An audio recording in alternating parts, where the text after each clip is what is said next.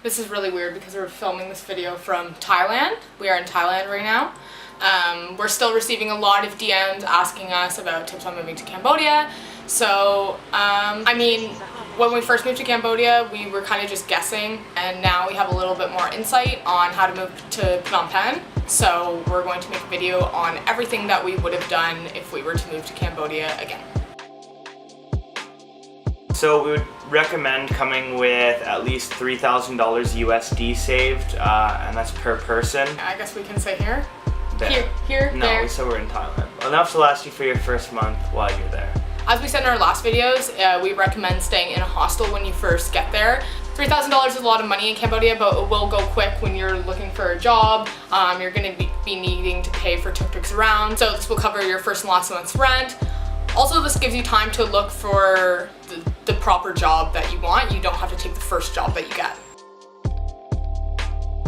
As with our Teaching English in Cambodia video, it's always good to remind people to make sure that you get the correct visa when entering the country. So it's an ordinary visa is what it's called, and it will allow you to look for work for 1 month while you're there, and when you do secure a job, they should cover your work permit for you. You will not have to leave the country and then come back in on the correct visa. This visa will allow you to look for a job and stay in the country once you have a job. So this is a really big one that we didn't do, but look for the right job. So when we came, we only came with half of what we recommend saving before you enter the country.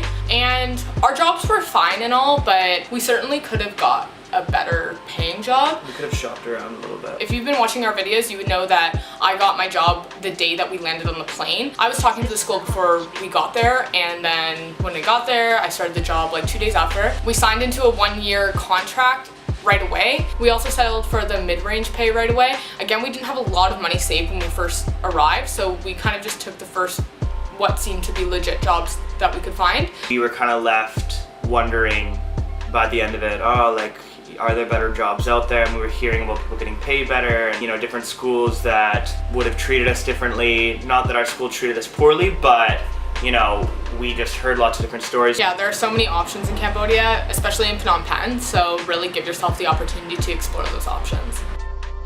Some people might disagree with us on this one, but we recommend to 100% live in Russian market. When you are looking for a place, look for places in Russian market. We lived in BKK1, which is a really nice area. If you have not even entered the country yet, don't worry about this yet. You'll start to hear the talks of BKK1, 2, and 3. You could live by the riverside. You could live basically anywhere in Phnom Penh. You could live close to your school. Our school was far away from the main part of the city. We just wanted to pick the nicest area.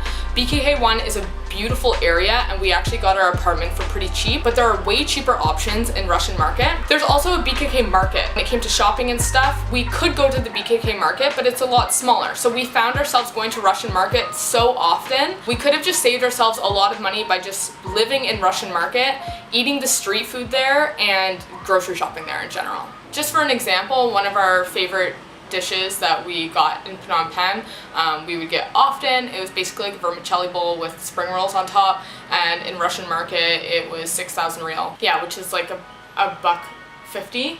Yeah. But our favorite food in BKK was this wrap that we got. It was super cheap, and it was $3. So we could have saved a lot of money by just living in Russian market. It may not sound like a lot, but it does quickly add up, and we kind of like calculated it a bit, not even just with living costs, just with eating alone. On that note, only shop at local markets. Do not even step foot into a Lucky supermarket unless you want something that you're craving from back home and it's imported. Or meat. Right, that's the other thing. So we don't eat meat, so buying meat wasn't a concern in the local markets. The local markets, the meat is just left out. This doesn't bother some people, so if that doesn't bother you, you can just do all your shopping in the local markets. Whether you decide to live in Russian market or not, every single area has a local market, and it is ridiculously cheaper. Again, I cannot stress it enough, don't even step foot into that store unless you need something that's imported. If you're comfortable, try and rent a moto. They're usually around like $60 a month for foreigners. I've heard you can get them a little cheaper. I've had people try and tell me to pay a bit more, and the gas is maybe $3 a week, maybe $4 USD. and it's just a lot more convenient than having to pay for a Grab. It makes it a lot easier to save. Like, you can save a lot more. You'd be surprised. We could have probably saved an extra $2,000 or $3,000 in all if we had stuck to this plan.